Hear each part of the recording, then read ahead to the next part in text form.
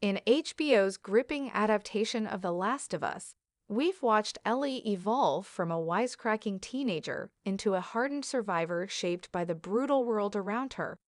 But in Episode 8, titled When We Are in Need, one moment cuts deeper than any before, marking a chilling turning point for Ellie. After what she endures and ultimately does, there's no going back. The line between innocence and survivalist resolve has been crossed, and Ellie will never be the same. This episode throws Ellie into her most harrowing trial yet. With Joel gravely injured and the burden of survival falling squarely on her shoulders, Ellie encounters a seemingly kind stranger named David. But as the episode unfolds, David's facade cracks, revealing a monstrous reality. He's not just a cannibalistic leader of a cult-like community. He's a predator with his sights set on Ellie. The way he manipulates, stalks, and corners her inside that burning steakhouse is perhaps the most terrifying sequence of the season. What's most unsettling, however, isn't the violence, but the psychological war being waged. Ellie's ultimate act, brutally killing David with a meat cleaver, goes far beyond self-defense. It's feral. It's a cry of trauma, rage, and sheer will to survive. Covered in blood, sobbing, and shaking, Ellie's breakdown reveals the full weight of what she's just done. It's not just about taking a life. It's about what had to happen for her to live.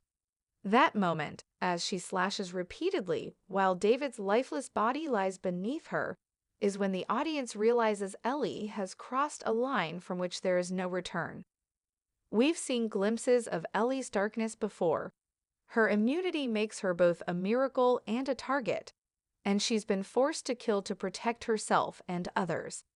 But here, something fundamental shifts. This isn't the snarky, joke-book-carrying kid anymore. This is someone who's tasted a level of brutality that changes a person permanently. She doesn't just survive, she fights like hell to ensure she never becomes a victim. But in doing so, part of her humanity is lost.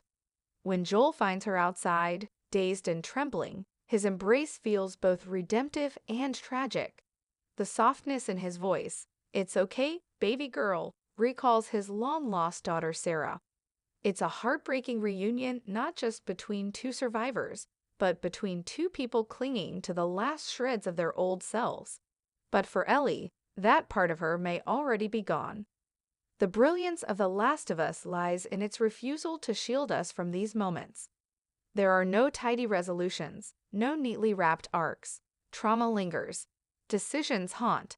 Episode 8 doesn't just shock, it transforms. Ellie was forced to grow up fast in a post-apocalyptic world, but this moment marks the death of her innocence. From here on, her path is darker, lonelier, and irrevocably changed. As the series builds toward its finale, the weight of this trauma will follow Ellie like a shadow.